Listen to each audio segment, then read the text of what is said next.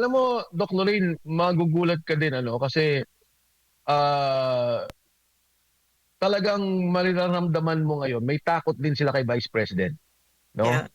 Marami akong kaibigan na nakakausap, may ganyan sila. And syempre itong mga to, iniisip nila na una, nakaupong presidente si BBM. Yeah. So syempre may budget. Ngayon matatapos na yung budget deliberations.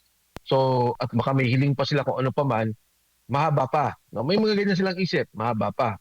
Pero will they go to a point na impeach nila ang isang popular leader of our country? Depende. We have to make sure, Doc Lorraine, na maipaliwanag yung mga issue. Hindi about to kampanyahan, ha? Hindi to about kailangan manalo siya 2028.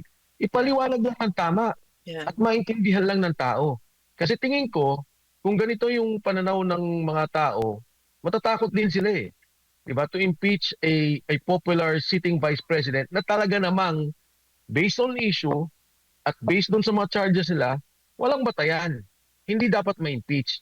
Yung dapat ma-impeach na ang linaw-linaw ng batayan, ni committee investigation wala eh. Diba? Doon pangalan sa impeachment, sa form and substance, hinintunan nila. Sec, Yan yung, hindi mo kinomplete, hindi nila maintindihan. Ang dapat i-impeach ay si Bongbong Marcos. yes, Right? si Bongbong Diba Marcos. you were part of the group that filed and what were the issues against him? Well, una sa lahat, Impeachable Dr. offenses. Oo, na ito nga talaga sinasabi, walang substance. May substance to. Sabi namin yung unallocable. Yeah. Ilagay mo kung saan-saan na pondo. Yung PhilHealth at saka yung PDIC. 60 billion and 107 billion. Ano pang ebidensya gusto mo doon? Pinirmahan yung budget, pumasok yung budget sa coffers, di ba? Tapos meron siyang mga pinirmahan na SARO. May hawak kami. Yeah. Na yung ang ibig po ng isabi ng SARO, yung Kung ano pag-release. yung SARO? Kwento mo kung anong SARO, Sec. Yung SARO po, Really? yung allocation na may pondo na yung Yeah. proyektong to. I-release So, na. Yeah. i-release na at nandun po yung mga flood control. Nandun. Nakalista lahat yung mga proyektong doon. Pagkatapos, sinabi ko din doon sa final namin yung mga proyekto na dapat natapos. Yung mga binanggit kong projects, Dr. Rain. Ako, yung masakit sa akin dyan sa lahat, yung Metro Manila Subway. Sana 2028, parang Japan na tayo, Hong Kong, di ba? Ngayon, dahil sa korupsyon, na-delay na naman. Na-delay na naman. Nagsimula yan conceptually kay Pinoy. Pero yung pinirmahan yan, inapprove lahat kay Duterte. Pagkatapos, dapat popondo na lang niya. And he can claim credit ha. Pwede sabihin, kasama ako sa gumanto. Wala, hindi niya ginawa. Hindi niya pinondohan. Kasama doon yung kidnapping ni Pangulong Duterte. Again, of course, ano yan, documented yan. Ano yung lumabas na mga petition sa Supreme Court, ano yung mga lumabas na warrant of arrest, so on and so forth. Kasama dyan yung asukal, smuggling. Binanggit din niya ni Saldico. Di ba sabi niya tumatanggap sila ng 9 billion and an additional 2 billion from customs, particularly doon sa sugar.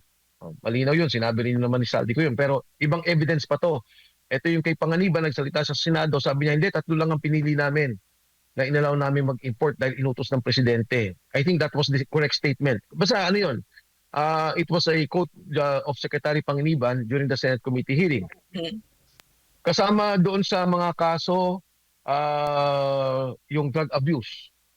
Ito yung case nila Cathy Binag na Yeah. sinasabi, eto, merong nagsalita, kapatid mo pa, ako, naging personal witness ako doon sa nangyari, so therefore, wala kang competence to lead, no? Wala ka sa tamang pag-iisip para pangunahan yung bansa. Ito yung mga basic na highlights doon sa mga kaso na i-final natin na Dr. Lorraine.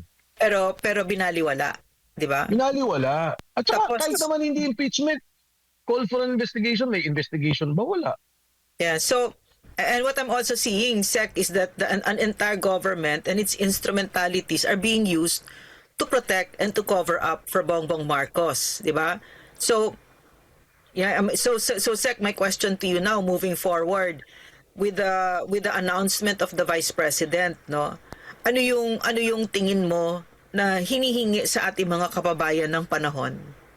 Yes, Dr. Lorraine, let me just clarify, no? Ang tingin ko Yeah. hindi lang pinoprotekta ng Senado at Kongreso ang presidente, pero pinoprotektahan din nila yung mga sarili nila. Oh, And yeah.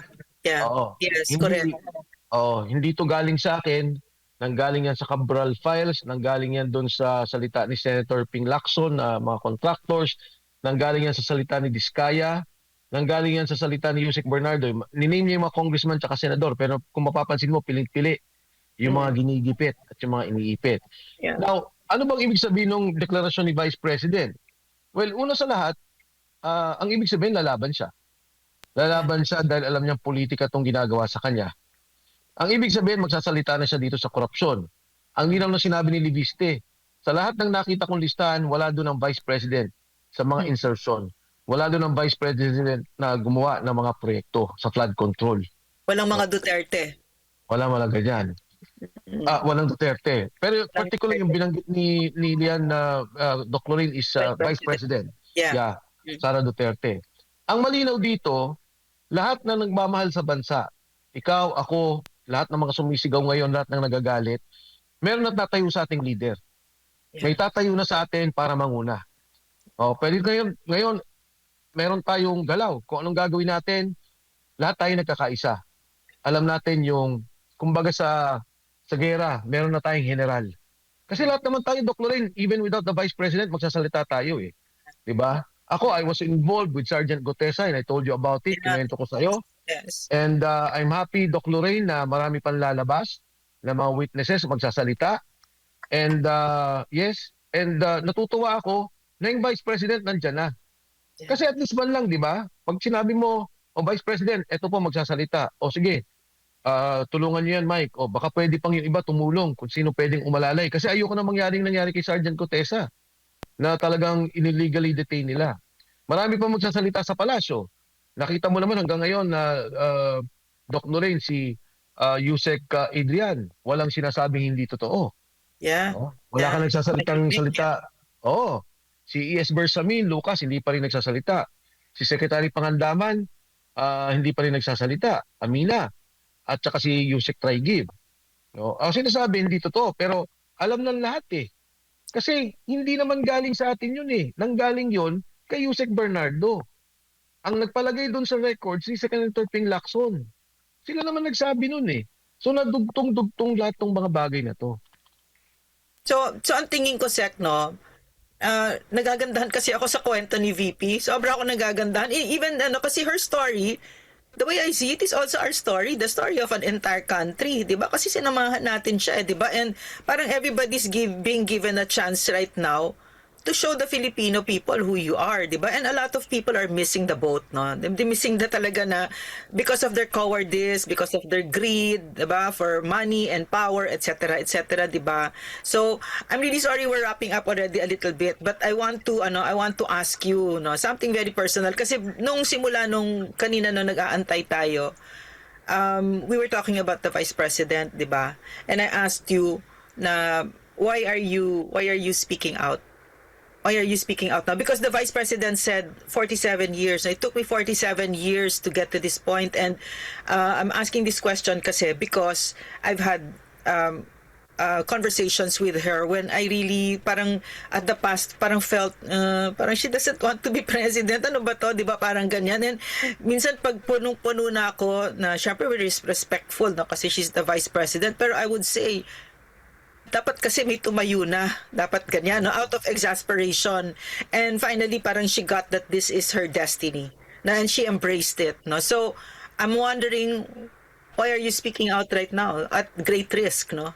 And we're one of the more eloquent voices and very, parang for me, napakahalaga because number one, you're a very good communicator, and then malalim yung pagkakaalam mo, no? Everything in your life right now is being put to good use, di ba? So, and very articulate and very, very fearless, no? Why is that? Well, Doc Lorraine, alam mo, marami nagtatanong sa akin ng mga kaibigan, no, political friends, sabi nila, ano ang end game? Yeah. Minsan para ako yung nagugulat din. In fact, kami naman ni Kong Lian very nagtatawagan din kami, nagtatanungan. And tinanong niya rin ako, sabi niya, parang anong tingin mo dun sa situation? He didn't ask me kung ano yung reason ko.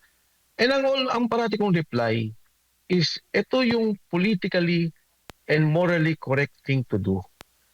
Ito yung isang bagay na may ginawa ka na walang politika, alam mong tama. Wala kang iniisip na agenda, wala kang iniisip na kapalit, alam mong tama. Kasi grabe na yung nagpagkakamali sa bayan mo. And I always say this, ako, maaga akong youngest ako sa kongreso, youngest sa kabinete. Ngayon magsisenior na ako eh.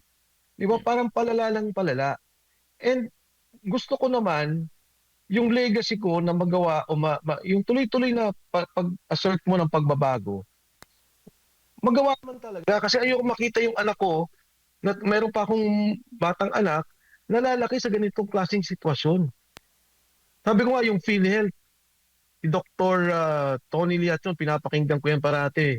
Sabi niya, sa Thailand ngayon, ang binabayaran mo 10% na lang. Kahit anong sakit mo, 10%. Sa Japan, ang ganda-ganda ng healthcare program sa Singapore, no, 10, 30%. Pero basically 10 kasi may binabayaran na sila ng mga monthly. Sa Pilipinas, magkasakit ka dito, mabayaran mo 70% to 80%.